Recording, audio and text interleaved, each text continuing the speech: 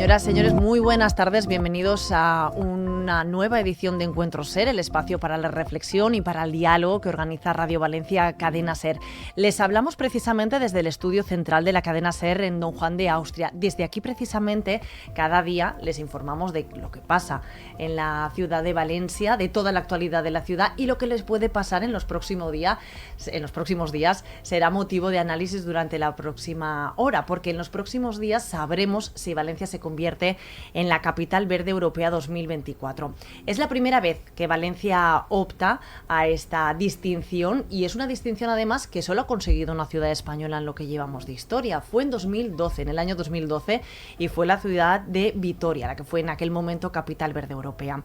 Las dos finalistas, elegidas entre 8, deberán exponer en los próximos días su proyecto y será el día 27 de octubre, en nada, la semana que viene, cuando sepamos si definitivamente Valencia es Capital Verde Europea 2024. Esperamos, evidentemente, nosotros que nuestra ciudad se lleve el gato al agua. Bueno, situado ya el asunto de conversación que nos ocupará la próxima hora, presentamos a los protagonistas que nos van a iluminar y hablarnos de este proyecto. Tenemos con nosotros al vicealcalde y delegado del área de Ecología Urbana de Valencia, Sergi Campillo. Le presentamos, es doctor en Biología, Convención Europea por la Universidad de Valencia. Campillo ha trabajado como investigador en el Instituto Cabanilles y en la Universidad de Hull del Reino Unido. Además, ha trabajado también como responsable biológico del Biobanco del Centro Superior de Investigación en Salud Pública de la Generalitat, entre otros lugares. Su carrera política desde 2015, podemos contar, es concejal del Ayuntamiento de Valencia y vicealcalde desde 2021. Entre sus responsabilidades, la gestión de los jardines de la ciudad, los residuos urbanos también y la oficina de la Devesa Albufera. Bienvenido, Sergi. Muchas gracias. Gracias por estar con nosotros. Con nosotros también en esta mesa la presidenta del Colegio Oficial de Ingenieros Técnicos Agrícolas de Valencia y de Castellón, es Regina Monsalve. Es ingeniera agrícola de formación, amante del campo y emprendedora que amplió sus estudios hacia la economía agraria, las ciencias ambientales y la digitalización. Su dilatada trayectoria profesional comenzó por la inspección agraria y la investigación para continuar dedicándose al emprendedurismo y al asesoramiento. En su haber varios reconocimientos que ahora mencionaremos, como por ejemplo el premio del Ministerio de Agricultura Excelencia en la Innovación Mujer Rural o la distinción de la Generalitat al mérito empresarial y social. Bienvenida, Regina. Muchísimas gracias. Gracias por estar con nosotros. Y nos acompaña también la vicerrectora de Desarrollo Sostenible de la Politécnica de Valencia, de la Universidad Politécnica de Valencia, es Débora Domingo. Es licenciada y doctora en Arquitectura por la Politécnica y la Escuela de Arquitectura de París también. Ha ejercido la arquitectura durante muchísimos años, primero como asistente, luego fundando su propia oficina. Ha impartido docencia en todos los niveles de grado, también en posgrados. Desde 2012 es subdirectora de investigación de la Escuela de Arquitectura y editora general de la revista de investigación VLC Arquitectura. En 2021 se incorporó al equipo del rector José Capilla y es vicerrectora de Desarrollo Sostenible de la Politécnica, como decíamos. Bienvenida, Débora. Muchas gracias. Les recordamos que pueden seguir esta conversación, que durará aproximadamente una hora, a través del canal YouTube y el Twitter de Radio Valencia, y que acabado este encuentro en nuestra página web en radiovalencia.es también lo podrán ver las veces además que deseen. Bueno, comenzamos, si os parece, la conversación. Vamos a entrar en materia. El ganador de la Capital Verde Europea recibirá 600.000 euros. Son un dinero, una inversión para desarrollar las políticas, para también implicar a la ciudadanía, pero yo no sé si en realidad, vicealcalde, el premio ya es estar donde estamos, ¿no? Porque ¿qué significa para Valencia, para nuestra ciudad, estar ahí como candidata ya entre las dos elegidas a Capital Verde Europea? Pues significa mucho, porque significa un reconocimiento a los esfuerzos de la ciudad en materia de sostenibilidad en muchos ámbitos, porque aunque el premio sea Capital Verde Europea, no tiene que ver solo con la infraestructura verde de la ciudad, con nuestros parques y jardines o con los parques naturales. Tiene que ver transversalmente con todas las políticas que hacen referencia a la sostenibilidad, desde la gestión de residuos, el uso del agua, los usos del suelo, la recuperación de espacio público, la movilidad sostenible, las políticas de lucha contra el cambio climático, tanto en mitigación como en adaptación, porque primero hay que luchar contra el cambio climático desde la ciudad, pero también hay que adaptarse a los efectos que ya tenemos aquí. La prueba es que estamos ya casi a finales de octubre y fijémonos el calor que tenemos en nuestra ciudad, ¿no? Esto es un síntoma claro de que el clima está cambiando en nuestras ciudades. Esto no es una cuestión solo de los osos polares en el Polo Norte, es una cuestión que nos va a afectar y nos está afectando ya en nuestra ciudad. Y estar en la final significa, por tanto, que el jurado de la Unión Europea, de la Comisión Europea, que está formado por expertos de diferentes disciplinas, ha considerado que Valencia reúne las características y que ha hecho esfuerzos relevantes como para haber pasado a la final de la Capitalidad Verde Europea para el 2024, lo que, por cierto, ya nos ha automáticamente dado la posibilidad de formar parte de la red de capitales verdes europeas, porque no solo son las capitales verdes europeas desde el 2010, sino que además todas las finalistas de los diferentes años también participan de esa red y, por lo tanto, ya estamos en esa red de intercambio de experiencias y conocimiento entre diferentes ciudades que han sido capitales verdes europeas o que han quedado en la final. Por tanto, estamos hablando de que Valencia estará junto a ciudades como Copenhague, Estocolmo, Oslo, Lisboa, Grenoble, que es la actual, y ciudades con gran tradición de políticas sostenibles en Europa, claro. ¿No? Y bueno, por situar también un poco a toda la audiencia que nos esté viendo, ¿a qué compromete, por cierto, este reconocimiento? Compromete sin duda a ser un ejemplo para el resto de ciudades europeas en materia de sostenibilidad y a mantener las políticas de sostenibilidad durante los próximos años, evidentemente. Esto es un camino ya inexorable, ¿no? Primero porque, además, como he dicho antes, tenemos los efectos del cambio climático y por lo tanto hay que preparar a las ciudades para hacerle frente. Por ejemplo, en el uso del agua, ¿no? Alguien podría pensar que el cambio climático solo va de aumento de las temperaturas. No, también va de que vamos a tener cada vez más restricciones en el uso del agua, porque va a haber menos precipitaciones. Eso es al menos lo que predicen los modelos hasta la fecha de lo que va a pasar. Y por lo tanto, las ciudades, que somos grandes consumidores de agua, grandes consumidoras de energía y que somos verdaderos pozos donde muchos recursos del campo y de otras partes del territorio acaban yéndose a la ciudad, pues tenemos que ser conscientes de que tenemos que ser lo más eficientes posibles para poder mantener nuestra calidad de vida o incluso mejorarla, pero siendo más conscientes de que esto no es infinito, y de que no podemos seguir consumiendo recursos como si no hubiera mañana, y que por lo tanto tenemos que ir a políticas de eficiencia. Y esto también redundará además en un cambio en el modelo productivo, ¿no? Y es muy importante que el sector empresarial también se introduzca en estas políticas, ¿no? No es que sea importante, es que es fundamental.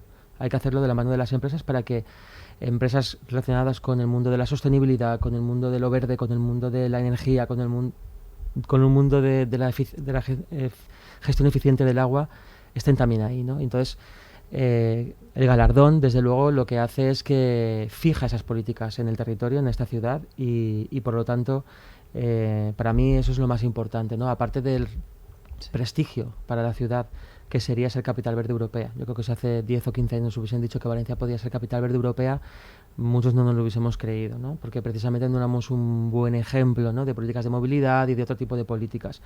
Pero en esos momentos que Valencia pueda optar a ese galardón, a ese reconocimiento, es también un reconocimiento a todas las políticas que se han venido haciendo desde hace unos años en materia de sostenibilidad. Veo y estaba observando por el rabillo del ojo cómo Regina asentía lo que estaba diciendo y negaba que hace 10-15 años pudiese ser designada Valencia como capital verde europeo. Tiraré un poquito más de ese hilo porque a lo que nos estaba contando el vicealcalde, bueno, el comisario europeo de Medio Ambiente ha hablado precisamente de esto, ¿no?, que las ciudades están en el centro de la lucha contra la crisis del clima, la contaminación, la biodiversidad. Claro, no en vano, 2 de cada 3 ciudadanos europeos vivimos en grandes ciudades o en pueblos. Yo no sé qué transformaciones cree usted que se han producido para Valerre ahora sí ser finalista. Yo creo que la transformación es evidente. Ha habido una transformación tanto en infraestructuras, el verde está mucho más presente, pero sobre todo está habiendo una concienciación. Ha habido unas políticas muy de rechazo hacia ciertas leyes de movilidad, hacia ciertas leyes de transformación de cierto territorio que acompañaba concretamente la huerta y un rechazo, ¿no?, queríamos ese estancamiento y salir de esa zona de confort y hacer este cambio ha supuesto un cambio importante y ahora estamos empezando a ver que ese cambio era necesario, sobre todo era necesario. No nos damos cuenta y el hecho de que estemos ya como finalistas es un premio, es un gran premio, porque la ciudadanía empieza a tener conciencia de lo que es ser una ciudad verde, una ciudad concienciada, una ciudad implicada con el medio ambiente en un momento como este, que políticamente las energías están siendo una grave crisis y nosotros, pues, en principio no lo estamos sufriendo. Además tenemos un clima maravilloso. Sí que es verdad, estamos en octubre, no podemos estar pensando que si vamos a tener calefacción o no, estamos todavía quitándonos ropa, pero Valencia reúne una serie de condiciones que no reúne ninguna, y sería la primera ciudad mediterránea. Eso también sería un gran aliciente, porque en la cuenca mediterránea además tenemos una serie de problemas muy peculiares en cuanto a la subida de la temperatura del mar y todo. Valencia es una ciudad sumamente mediterránea y, por supuesto, incluso hasta con un parque natural de agua dulce. Es que lo tenemos todo, o sea, no nos falta de nada. Hablaremos de esos activos naturales que ya nos vienen dados de serie de alguna manera en Valencia, pero yo le quería hacer una pregunta muy directa también a Débora. ¿Cómo se puede contribuir desde el urbanismo a estos procesos de transformación hacia una mayor sostenibilidad? Esa pregunta es fantástica y me alegro un montón de que la hagas, porque está directamente relacionada la calidad de vida con la forma urbana. Y yo creo que ¿qué ganamos si Valencia es finalmente elegida, o ya siendo finalistas de la capitalidad verde? Es claramente ganamos todos los habitantes de Valencia. Vamos a ser más amables, vamos a ser más creativos, está absolutamente demostrado, vamos a ser más felices. Y este es un proyecto en el que hay que mirar hacia el pasado, reconociendo los méritos que tiene haber transformado la ciudad hasta ahora, pero también mirar hacia el futuro. Es decir, una ciudad, esto está acuñado, tiene un término, se llama soft city, una ciudad blanda, una ciudad amable, una ciudad donde incluso los niveles de violencia o de vulnerabilidad decrecen porque el espacio urbano tiene mejor calidad, y esa calidad está relacionada con el verde que vemos, pero también el verde que implica moverse de una manera diferente, utilizar las energías de una manera diferente. Es decir, hay toda una rama desde hace mucho tiempo en el urbanismo, que empieza además con Jan Gehl, las ciudades para las personas y centradas en las personas, que incluyen el verde como un elemento, digamos, definitorio y característico de esos éxitos conseguidos. Y ahí yo creo que está Valencia, y se nota una ciudad más silenciosa, una ciudad donde no hay tráfico, una ciudad, digamos, donde no hay tanto tráfico ruidoso, ¿no? Donde una ciudad más limpia, donde el clima es mejor, una ciudad donde los niños pueden jugar en la calle sin la supervisión estrictamente cercana de los padres, una ciudad donde los nanos pueden estar en la calle jugando y se les puede ver desde el balcón, una ciudad que tiene un parque cerca y por lo tanto los niños a diario disfrutan de aire libre y de calidad. Todo eso tiene que ver con la forma urbana, y Valencia tiene unas características fantásticas, ¿no? Se hablaba del parque natural dentro del municipio, pero no se ha hablado del río, por ejemplo, que es un río que es un parque fundamentalmente social, porque como tiene esa forma de arco que define, digamos, el meandro del río, en realidad desde cada barrio de la ciudad se puede llegar muy fácilmente. Cada barrio está conectado con un tramo, y de hecho uno, ¿no?, cuando recorre el río ve cómo se utiliza el río de diferentes maneras en función del barrio que está más próximo, ¿no? Pero es que además el Parque Central viene a poner como el punto, ¿no?, en la I de esa cercanía. Entonces no es solo lo que hay alrededor, la huerta y el Parque Natural de la Albufera, que son características definitorias naturales de la geografía de la ciudad de Valencia, es cómo se está, digamos, arbitrando esa morfología urbana, esa forma con el verde. Es fundamental para conseguir para todos una mejor calidad de vida. Y por lo que estamos hablando y nos estáis contando, miramos mucho la perspectiva hacia atrás, cómo se ha mejorado o qué se ha hecho durante los últimos años, pero este reconocimiento no significa que ya estamos en el nivel top, ¿no? Quiero decir, es un punto de partida para desarrollar la ciudad de cara a conseguir ser más sostenibles. Absolutamente. No está todo hecho, ¿no? Obviamente. Nosotros no presentamos nuestra candidatura porque Valencia sea la ciudad verde perfecta. Todavía hay mucho margen de mejora, evidentemente. Presentamos la candidatura porque Valencia tiene, como se ha comentado ya en el debate, unas características naturales de partida muy sui generis, ¿no? Casi el 50% de nuestro término municipal es parque natural. Hemos incorporado un segundo parque natural en nuestro término municipal, el Parque Natural del Turia. Antes teníamos a la Albufera. Ahora ya el Parque Natural del Turia está dentro de nuestro término municipal, en el oeste de la ciudad. Tenemos una huerta periurbana que es un caso prácticamente único en Europa. en esta magnitud. Tenemos una columna vertebral verde, que es el Jardín del Turia, que además es producto de la lucha ciudadana, porque iba a ser una autovía y acabó siendo el parque urbano más grande de España y seguramente el más grande de Europa, con casi 10 kilómetros de recorrido, que ahora vamos a finalizar con el parque de desembocadura y con los 2 últimos tramos del Jardín del Turia. Quiero decir que partíamos de una situación buena y en los últimos años hemos hecho políticas valientes de transformación de la ciudad, ¿no? En cuanto a movilidad, recuperación de espacio público, las plazas de la Reina, la plaza del Ayuntamiento, la plaza del Mercado. Hemos recuperado 150.000 metros cuadrados para uso ciudadano desde el 2015. Es una cantidad importantísima. Pero evidentemente todavía hay mucho margen de mejora. De hecho, cuando presentamos la candidatura, como digo, no es que creamos que la ciudad es perfecta. Lo que queremos es que se reconozca lo que es Valencia en el contexto europeo, con sus características ya de por sí naturales, las políticas que hemos hecho en los últimos años, pero todo lo que tenemos por hacer. Por ejemplo, se estaba comentando el Parque Central. Sí. Hay que acabar el Parque Central, para ello hay que soterrar las vías. Ya se está licitando el proyecto, por fin, por parte del Ministerio de Adif, del soterramiento de las vías después de 100 años de tener la playa de vías que han separado barrios. Esto es un gran proyecto de corredor verde que conectará todos los barrios del sur, o una gran parte de los barrios del sur, al centro de la ciudad, por un paseo verde que será un paseo de casi 5 kilómetros de largo, también de infraestructura verde, como tenemos el Jardín del Turia. Valencia todavía tiene grandes transformaciones urbanas que acometer, evidentemente, pero cuando nos presentamos, como digo, no queríamos decir que Valencia es perfecta. Lo que queremos decir es que tenemos claro el camino que hay que recorrer, que ya lo hemos empezado a recorrer y que Valencia merece ser capital verde europea por la ambición para recorrer el camino de la sostenibilidad.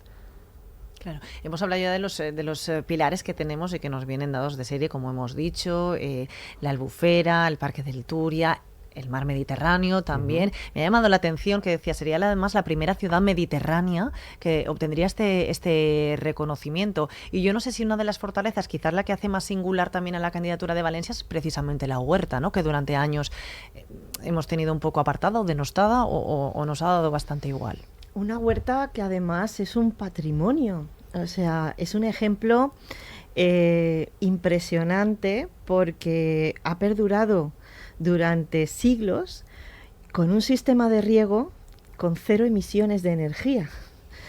Quiero decir, para nosotros, es que para los que nos dedicamos a la agricultura, el sistema de acequias de la huerta valenciana debería de ser asignatura obligada, porque en su día pues se hizo todo un entramado, de manera que el agua va fluyendo desde la acequia real del Júcar hasta el mar, regando todas las huertas de Valencia sin utilizar nada de energía, solo por el desnivel que se hizo, cómo se diseñó.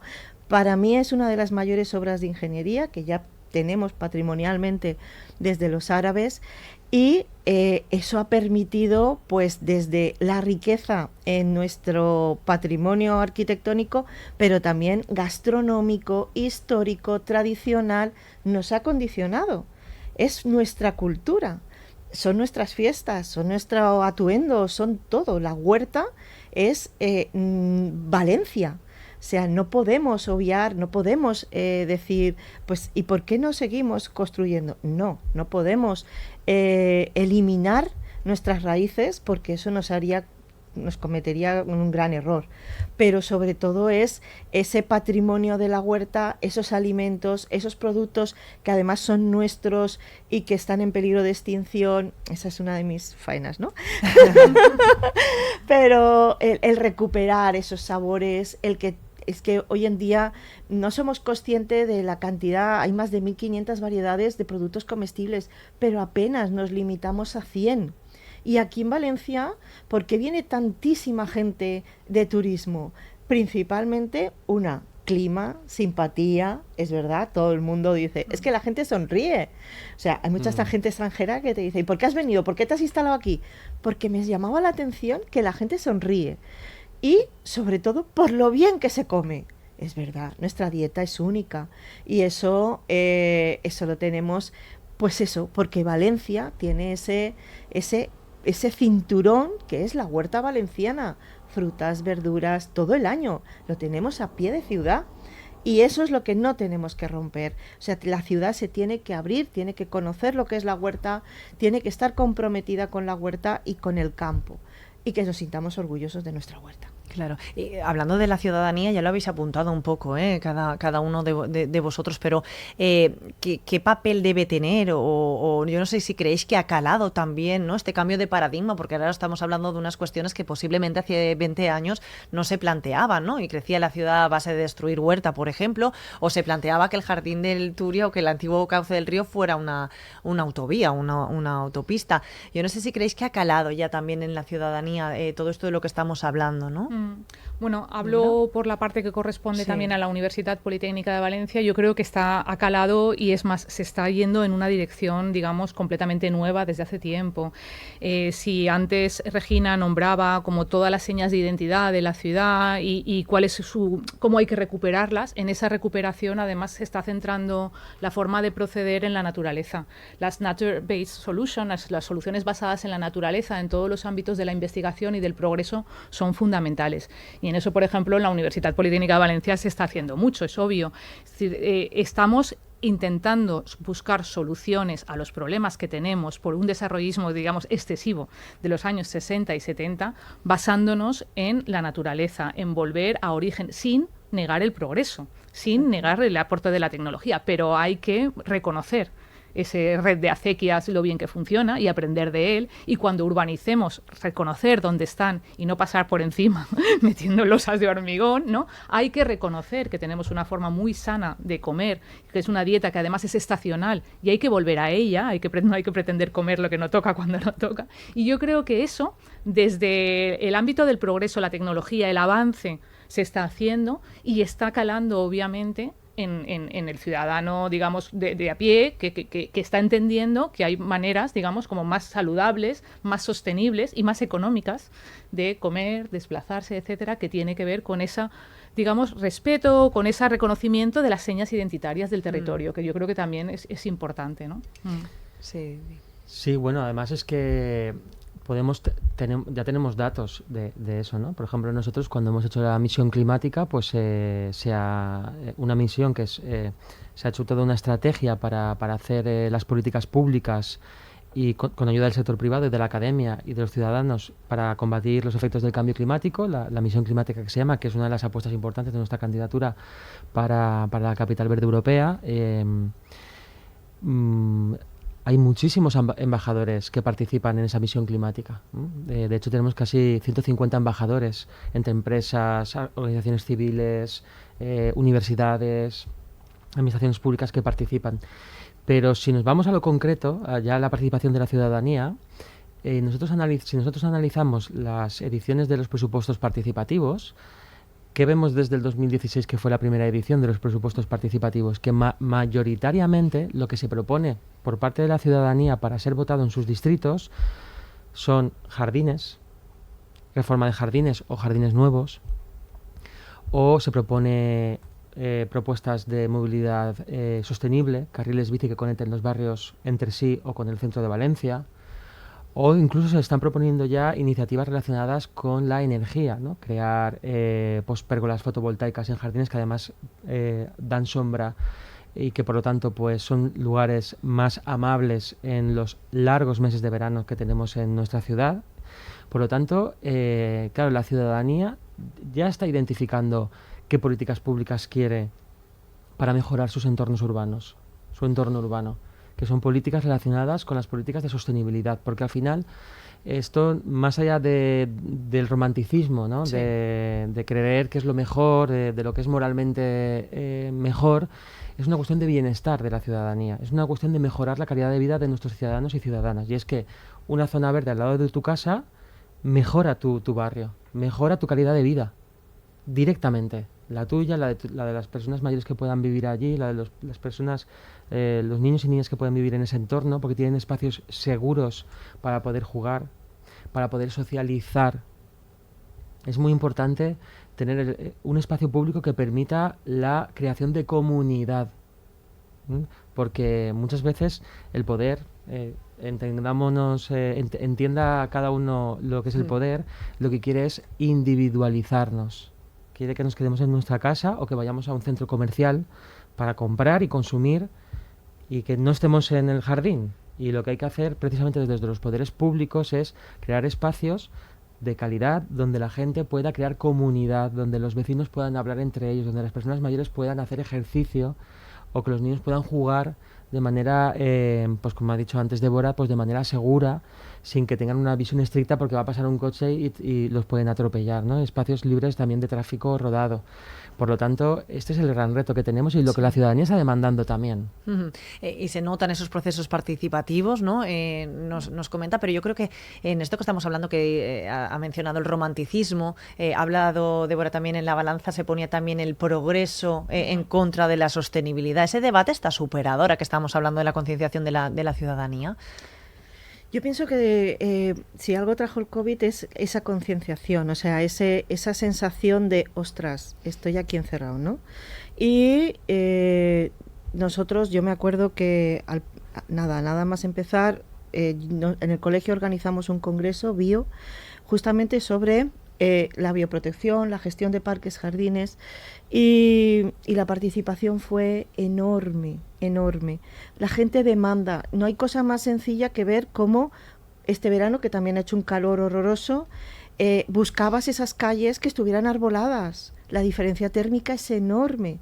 Y dices, me siento debajo de aquí de un arbolito, claro, y qué bien estoy.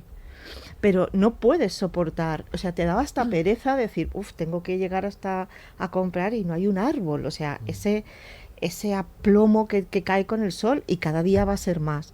Entonces, la ciudadanía sí que está. Ten en cuenta que en Valencia, o sea, por desgracia, se habla también del despoblamiento rural, ¿no? Uh-huh. El 80% de la población vive en el 20% de la superficie del territorio.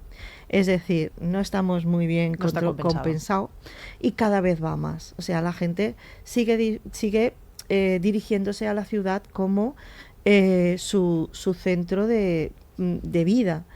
Eso será otra asignatura y otro tema, pero claro, es verdad, tenemos que hacer que la ciudad, que alberga ese 80% de la población, sea lo suficientemente sostenible para que esta ciudadanía esté de una forma equilibrada en todos los aspectos, en que se conciencien con una locomoción sostenible, con cero emisiones. No podemos estar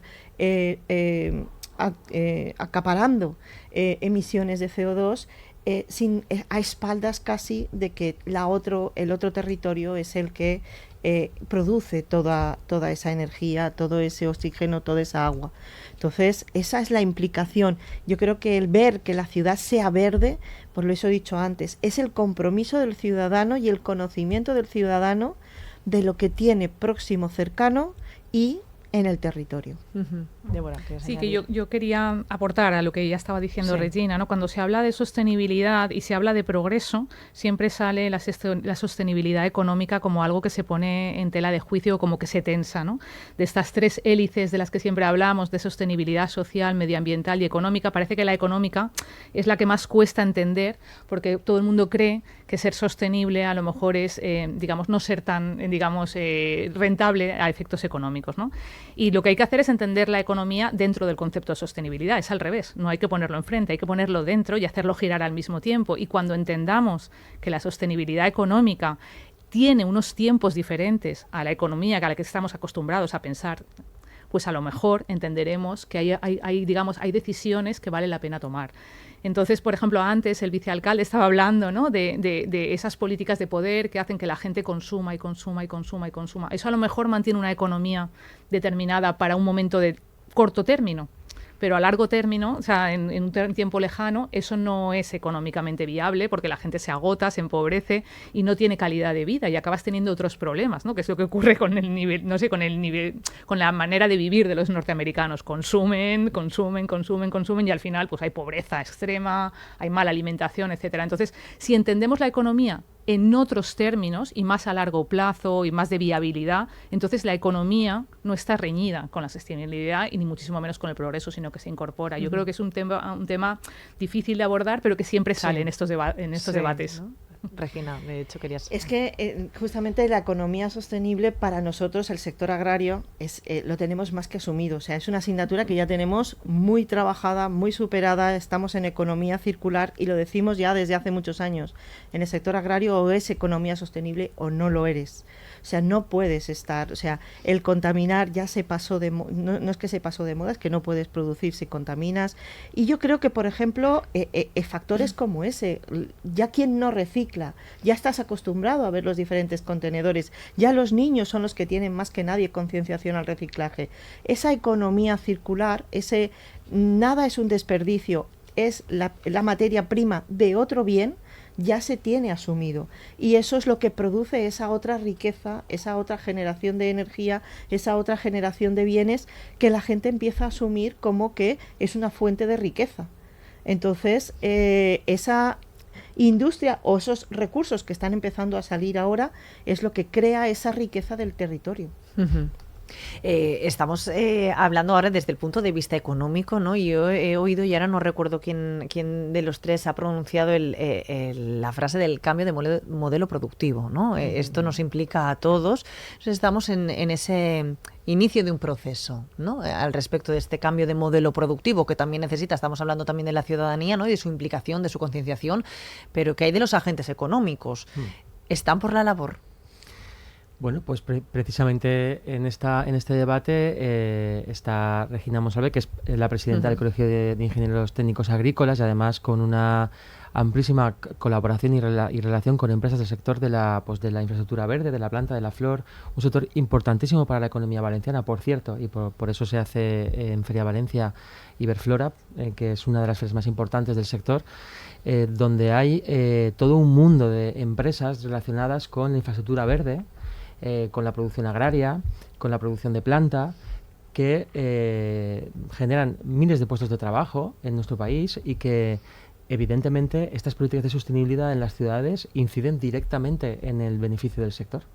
No nos engañemos, porque ciudades más verdes significa posibilitar que todo un sector de producción de la planta, los árboles, de diseño de los jardines, urbanistas, arquitectos, ingenieros, aparte de agrícolas y agrónomos, biólogos, que también están en esos equipos multidisciplinares, porque se ha introducido la variable del fomento de la biodiversidad en la construcción de la infraestructura verde, porque las ciudades son espacios refugio para muchas especies de animales, de plantas también silvestradas, que encuentran en la ciudad espacios seguros para su establecimiento, ¿no? Por ejemplo, en Valencia tenemos una estrategia de apicultura urbana muy interesante, que queremos desarrollar todavía más. Este es un gravísimo problema a nivel mundial, el declive de las poblaciones de abejas, que es uno de los principales polinizadores y, por lo tanto, que permiten la producción de alimentos a nivel mundial. Y las ciudades son espacios de refugio para las abejas también. Todas estas nuevas políticas que hacemos desde las ciudades pueden permitir también ayudar al cambio del modelo productivo para que sectores asociados a la sostenibilidad tengan viabilidad económica. El sector de la energía, por ejemplo. En estos momentos Valencia está licitando la que será la planta urbana de producción solar más importante de España.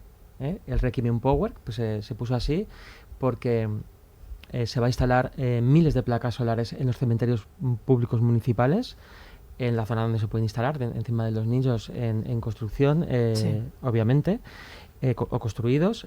Será la planta solar urbana más grande de España y por lo tanto, con esta licitación, esta apuesta millonaria de esta planta solar, ¿qué estamos haciendo? Estamos contribuyendo también al desarrollo de todo un sector importantísimo de este nuevo modelo productivo, que es el del cambio de modelo energético, el de empresas que se dedican a instalar energías renovables.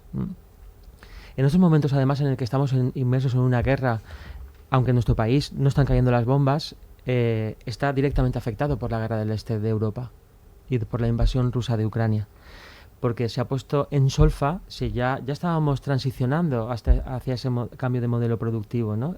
Y hasta ese cambio de modelo energético. Pero, y nuestro país precisamente no es de los más afectados, porque estamos en la otra parte de Europa y además tenemos una infraestructura, por ejemplo, gasística, que nos permite aguantar mejor el pulso que, por ejemplo, países como Alemania, ¿no? Pero ¿Qué hubiera pasado si en lugar de haber perdido todos los años que perdimos cuando un gobierno implantó el impuesto al sol para evitar además el desarrollo de las energías renovables? Porque fue una medida hecha para evitar y romper el crecimiento exponencial que nuestro país tenía en energías renovables. Si no se hubiese implementado esa medida y se hubiesen seguido desarrollando infraestructuras energéticas que nos hubiesen permitido ser todavía más soberanos energéticamente respecto a las energías sucias, las derivadas del petróleo y de los hidrocarburos, tendríamos una posición ahora mismo mucho más ventajosa. Y España se puede convertir en una potencia mundial en energías renovables por nuestras características, sobre todo por nuestra insolación, ¿no?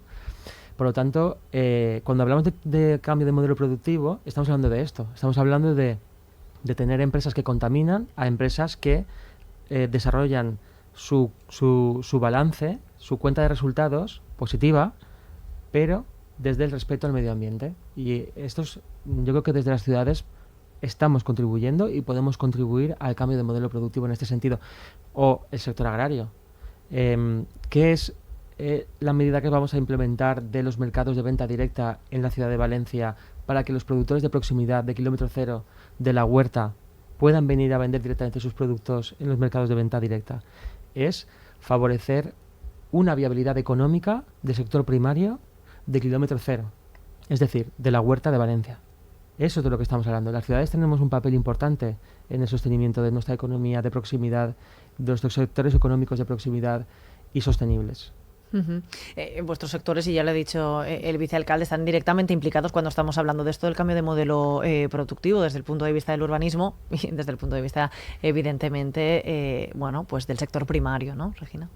Vale, yo represento tanto al sector primario, producción alimentaria, como sector verde. O sea, quiero decir, mis profesionales están tanto en la gestión de parques y jardines, gestionando viveros, invernaderos, produciendo planta, como en la gestión de viveros, invernaderos, produciendo alimento, que bueno, es un sector más que estratégico en cuanto a que hubiera sido de cualquier, o qué pasa ante cualquier catástrofe si no tuviéramos alimento. O sea, no sabemos hasta qué punto tenemos esa fortaleza en Valencia de que el alimento lo tenemos a pie de ciudad.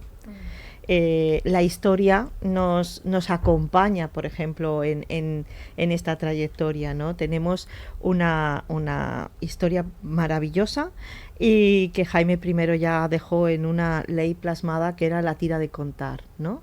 Y es que los agricultores de la huerta valenciana pudieran vender de forma directa a la ciudadanía. Eso que parece tan obvio, hay veces que tiene su confrontación, ¿no?, con las grandes superficies.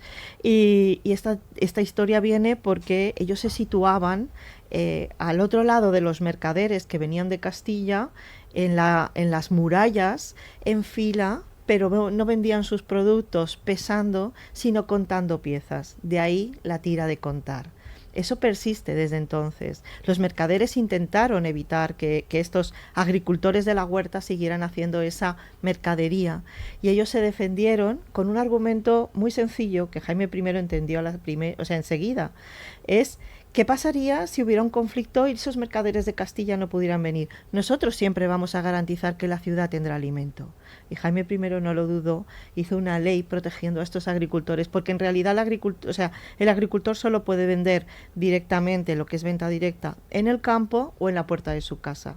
De esta forma lo que se hace es legalizar que puedan vender en un centro, como en este caso en Valencia es Mercavalencia, y es un caso único en España. Es un caso único que tiene una normativa que les defiende, y pueden vender a todas las tiendecitas de barrio que tenemos en Valencia.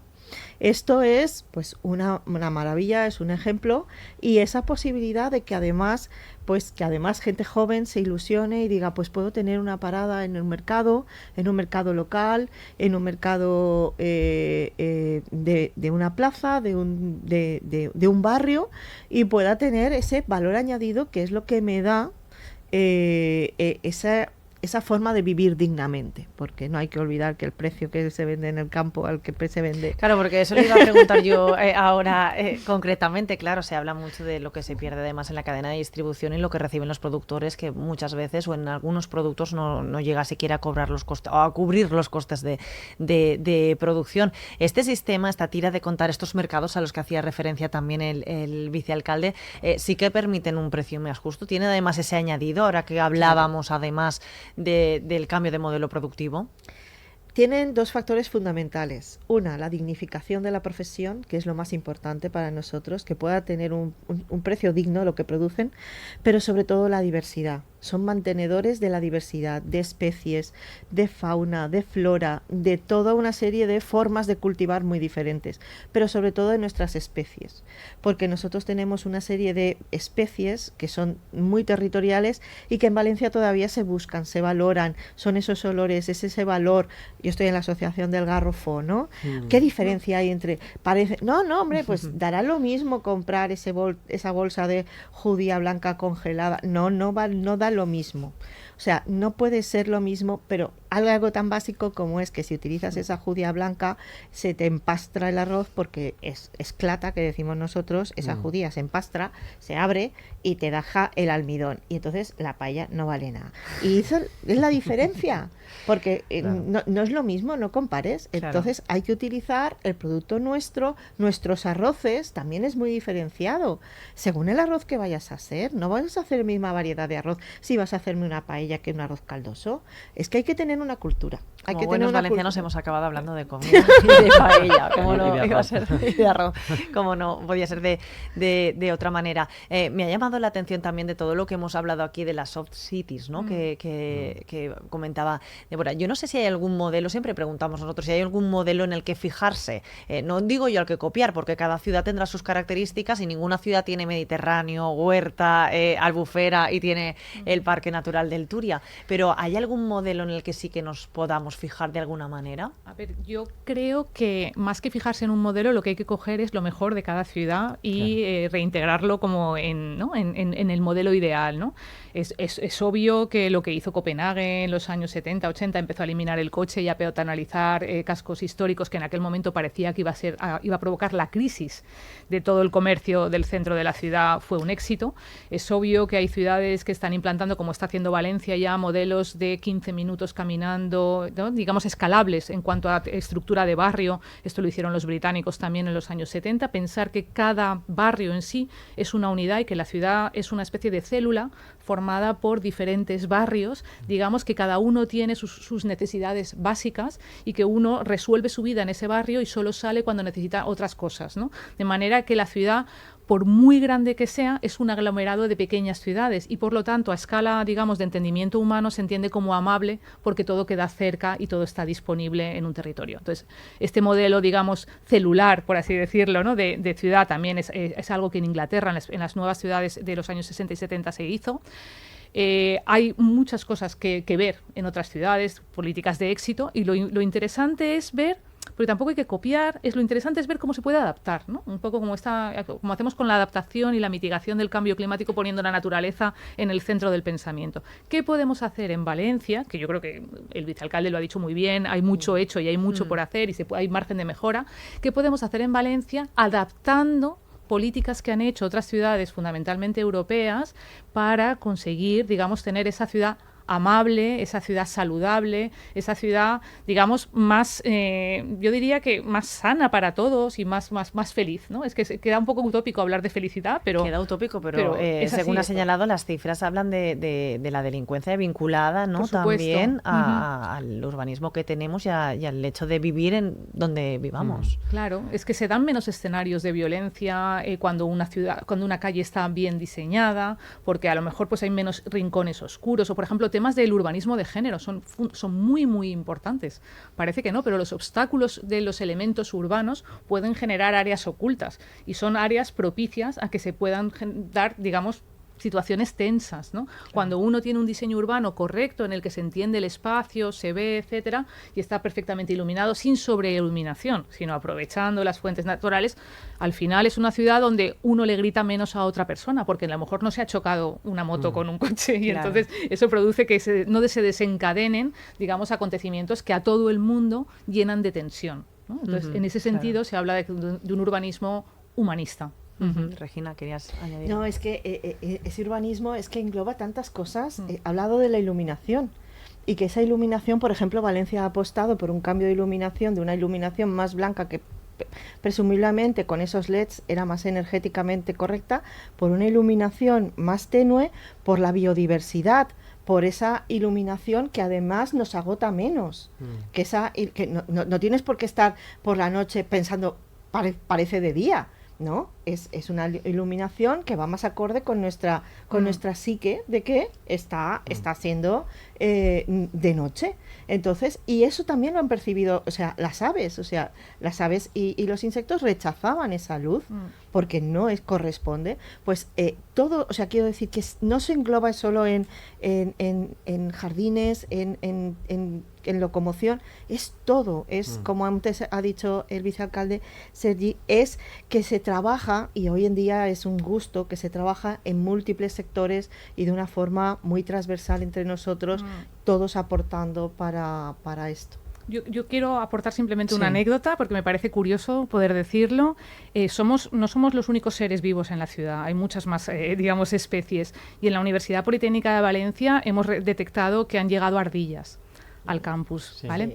Esto es una anécdota muy graciosa, muy chula, ¿no? Y como muy excitante pensarlo, porque han llegado y son ardillas que vienen de la repoblación, ¿no?, que se hizo en el río Turia hace unos años. Entonces yo no paro de imaginar por dónde han venido, ¿no? Digo, a ver, han subido por los jardines de viveros, han recorrido Blasco Ibáñez, cómo han cruzado, porque eso denota, al final una ardilla es un animal que se desplaza como de árbol en árbol, entonces, y sin que le dé miedo a cruzar. Entonces la iluminación nocturna, el tráfico, ¿cómo ha llegado una ardilla hasta el campus de Vera viniendo del río? ¿Cuáles son el trayecto que...? Eso habla de una calidad de vida en la ciudad. Claro, de la biodiversidad precisamente nos está hablando, contándonos también este proyecto por las abejas. Ahora descubrimos las ardillas. Yo no sé si tal vez es la parte un poco más desconocida, que más desconocemos la ciudadanía, ¿no? Y es que no somos los únicos seres vivos que habitamos la ciudad. Para nada, la ciudad es un espacio donde se dan procesos ecológicos evidentes, por ejemplo, depredación. Nosotros tenemos aves rapaces viviendo en nuestra ciudad, los cernícalos. Cuando vemos, además son muy gritones, se reconocen enseguida por esos sonidos que emiten tan agudos, ¿no? Y es una rapaz que se ha recolonizado en la ciudad en los últimos tiempos. Se pueden ver fácilmente volando en nuestros cielos, tienen además un volar muy característico, porque es la única rapaz y el único pájaro que puede cernir, bueno, no el único pájaro, pero es uno de los pocos pájaros que pueden cernirse, pueden quedarse quietos en un mismo punto mientras vuelan, ¿no? De ahí cernícalo, pues de ahí viene el verbo cernirse, ¿no? Y hay otras aves predadoras en nuestra ciudad, también hay halcones peregrinos, que también en su migración pasan por la ciudad de Valencia, y hay muchas especies de insectos que viven en nuestra ciudad, ¿no?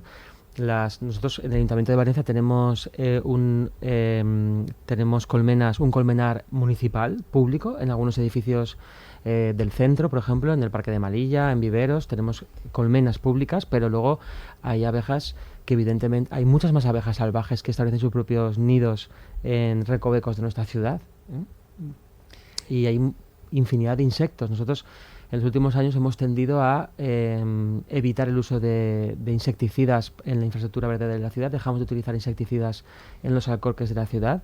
Por eso crecen plantas. Esto a veces genera alguna polémica, ¿no? Porque la gente piensa, algunas personas pueden pensar que es un síntoma de abandono, pero nada más lejos de la realidad.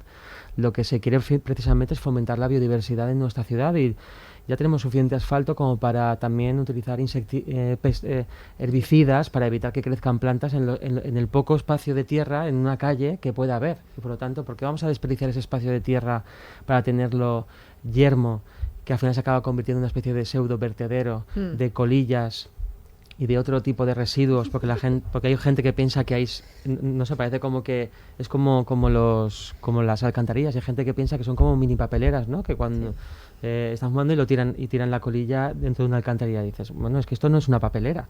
Esto llega a una depuradora que el agua cuesta de depurar, esto contamina el agua también. Pues con los alcorques pasaba un poco lo mismo, ¿no? Entonces, si hay plantas, pues la gente se lo piensa más a la hora de tirar una colilla en un alcorque con plantas. Bueno, pues estas políticas de renaturalización fomentan también la biodiversidad de nuestra ciudad, ¿no? Porque ahí van insectos polinizadores a esas plantas cuando florecen, hay insectos depredadores de esos insectos de polinizadores, algunos pájaros se alimentan de esos insectos que predan sobre los otros insectos, por lo tanto se fortalece toda la cadena trófica, la cadena ecológica de nuestra ciudad, que puede ser, como he dicho antes, un refugio muy importante de especies animales en nuestro territorio, ¿no? Hasta incluso para las ardillas, que yo no sé si la teoría de Débora, por dónde han llegado al campus de Vera desde el río, puede ser, ¿no? Puede ser que evidentemente a través de los jardines de viveros, de ahí a Velasco Ibáñez, habría que hacer un estudio, ¿no? de por cuáles son las rutas, pero esto viene muy bien para introducir un tema que es importante, es la interconectividad de la infraestructura verde de la ciudad.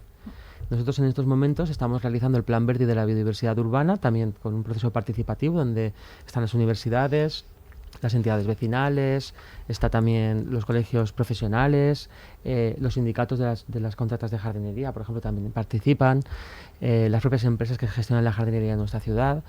Uno de los puntos más importantes de ese plan verde y de la biodiversidad, que ya está muy avanzado y que en los próximos meses vamos a aprobar, trata sobre la conectividad de los diferentes espacios verdes de nuestra ciudad, porque es muy importante tener gran infraestructura verde como el Jardín del Turia, los parques que no son de toda la ciudad, pero que tienen un ámbito de influencia muy importante, como el Parque del Oeste, el Parque de Benicalap, el Parque de Malilla, otro tipo de parques urbanos que son grandes, pero también es muy importante tener jardines de barrio y conectores verdes entre todos esos jardines y los grandes parques urbanos de nuestra ciudad, ¿eh?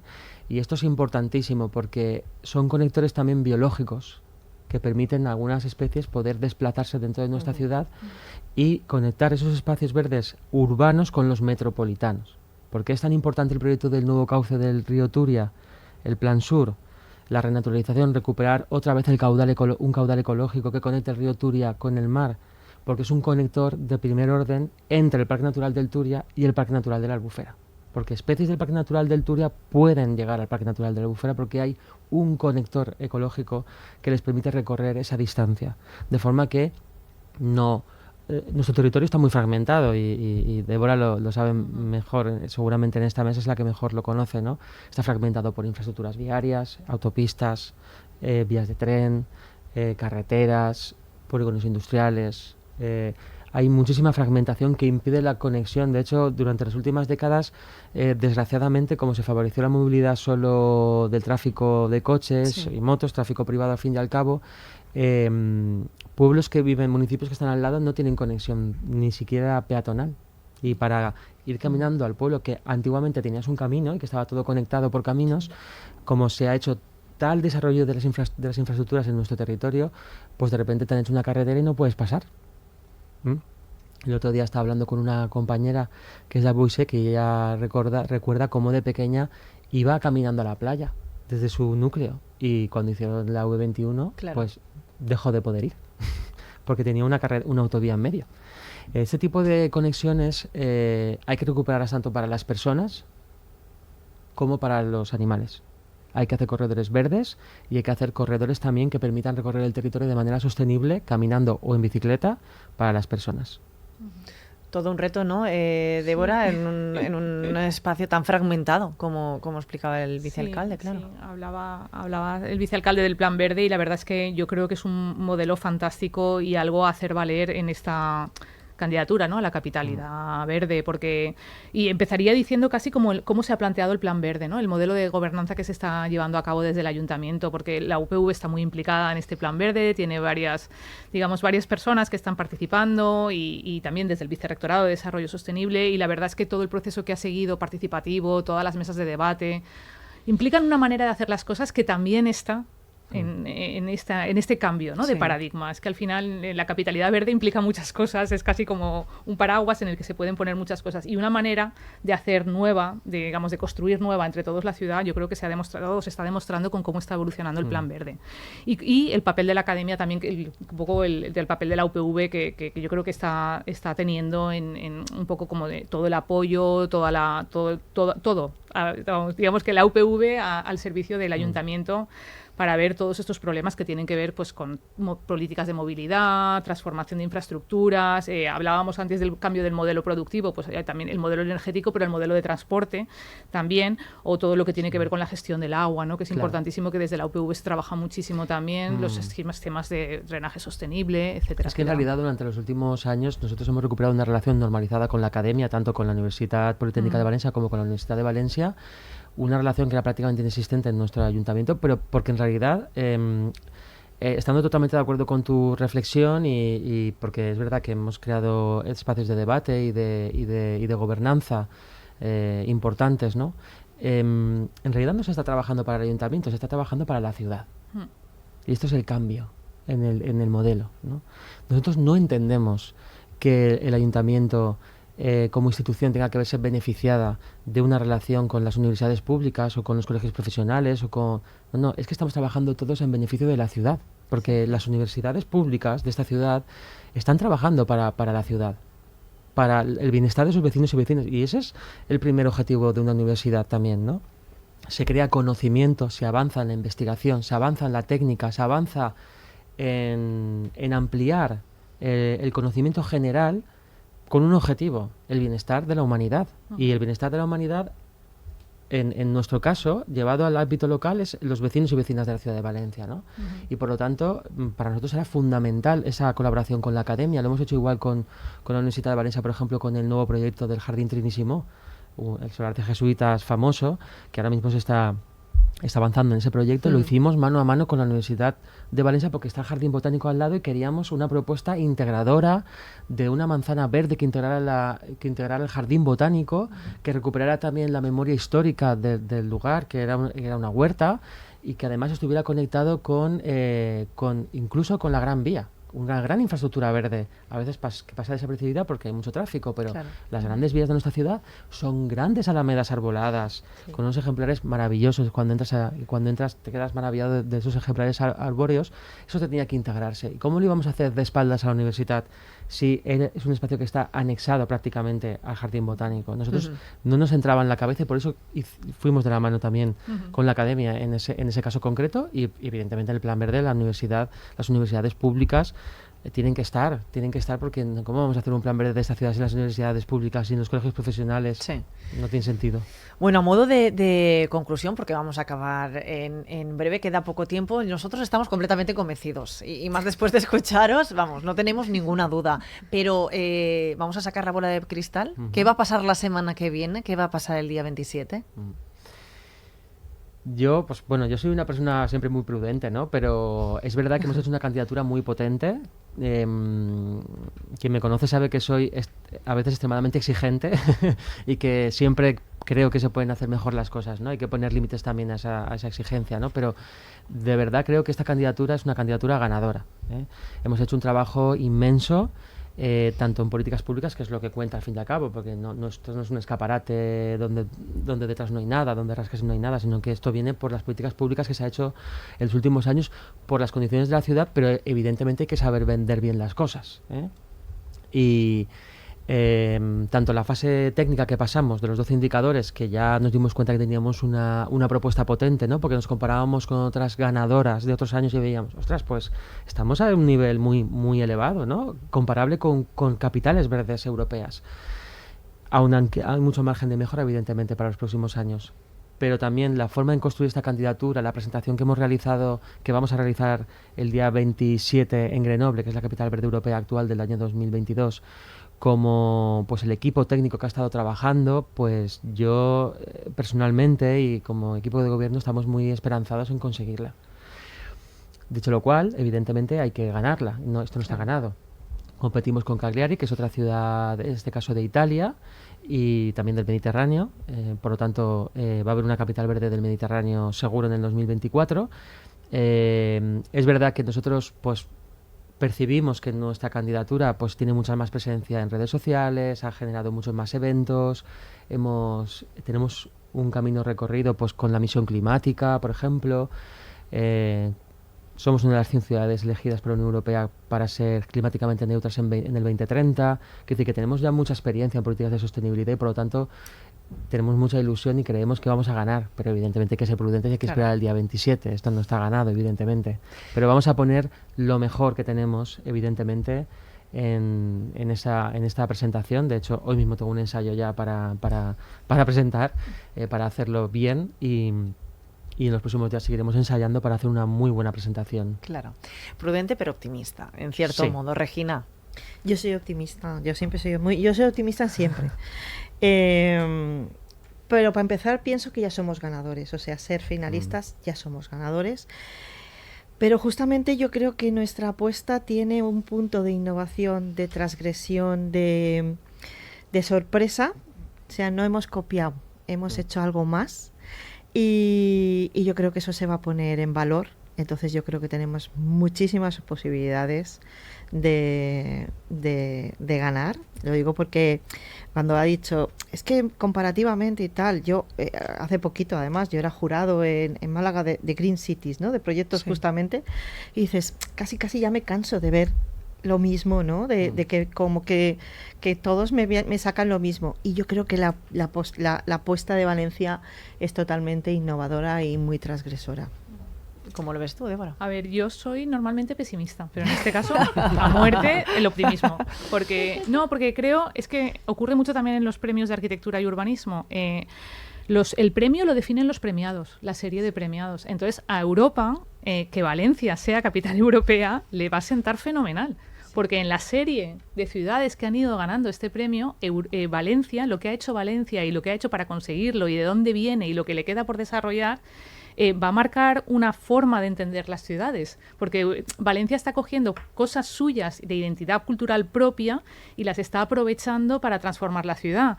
Y no es simplemente reverdecer la ciudad, es algo más. Entonces, ese algo más, si se premia, luego otras ciudades vendrán a mirar Valencia para ver qué se ha premiado en ediciones anteriores. Y entonces, esa es mi teoría.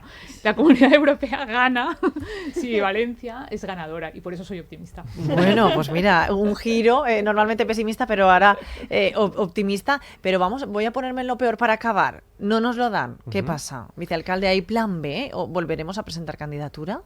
Bueno, es una decisión del gobierno, ¿no? Que de presentarla, mi opinión es que se debe volver a presentar porque, de hecho, es una anomalía que una candidata gane la primera vez que se presente. Sí. El primer caso de ciudad, todas las capitales verdes europeas, excepto Grenoble, que es la capital verde actual, 2022, se han presentado 2 y 3 veces al proceso.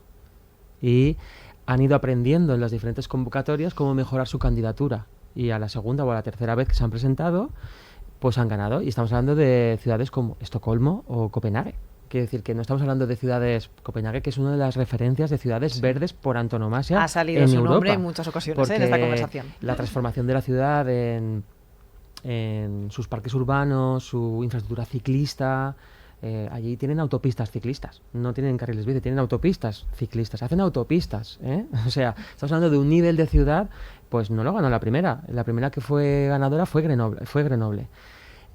Por lo tanto, que Valencia ganara sería una anomalía, y si no gana sería lo normal en términos estadísticos, estadísticos puramente hablando, ¿no? Porque normalmente necesitas 2 o 3 convocatorias. ¿Qué pasaría? Pues mi recomendación al equipo de gobierno, al resto del equipo de gobierno, al alcalde, sería volver a presentarnos para ser capital verde europea en 2025, porque tenemos una experiencia enorme adquirida durante estos meses de presentación, porque claro, nosotros hemos tenido que ir inventando e ir descubriendo el camino. Y los plazos de la candidatura son complicados, porque sale la candidatura, que salió creo que a principios de año más o menos, o fue retrasando, iba a salir a finales del año pasado, salió a principios de este año. Tienes unos meses cortos para enviar los 12 indicadores, que tienes además un espacio muy determinado, no puedes hacer tu literatura como quieras, sino que tienes para este apartado 1000 palabras, para este apartado 1000 palabras, no puedes poner más de 2 imágenes, entonces tienes que saber resumir muy bien en ese apartado lo que quieres decir. Y Nosotros esto lo supimos hace a mitad de julio que pasábamos a la final, nosotros y Cagliari, y desde mitad de julio hasta ahora, hasta el 10 de octubre que hemos tenido que enviar nuestros materiales definitivos, hemos tenido que hacer la fase final. Hemos tenido realmente poco tiempo, ¿no? Con un mes de agosto por en medio, que la gente pues tiene sus vacaciones, quiero decir. Por lo tanto, para nosotros ha sido una experiencia enorme y por lo tanto, pues mi recomendación que sería: primero, es un éxito llegar a la final. Somos parte de la red europea de capitales verdes ya. De hecho, el día 28, después de la gala, en la reunión de capitales verdes, nosotros ya participamos, porque ya nos han invitado a participar como finalistas de este año y ya somos miembros de pleno derecho de esa red. Por lo tanto, ya es un éxito. Y a partir de ahí, si no ganáramos, desde luego hay que seguir con las políticas de sostenibilidad y volver a presentarse, porque Valencia será capital verde europea, eso estoy convencido. Bueno, pues yo creo que va a ser en el 2024, evidentemente, pero si no, lo será en el 25 o en el 26. Ojalá lo celebremos el mismo jueves, el jueves que viene.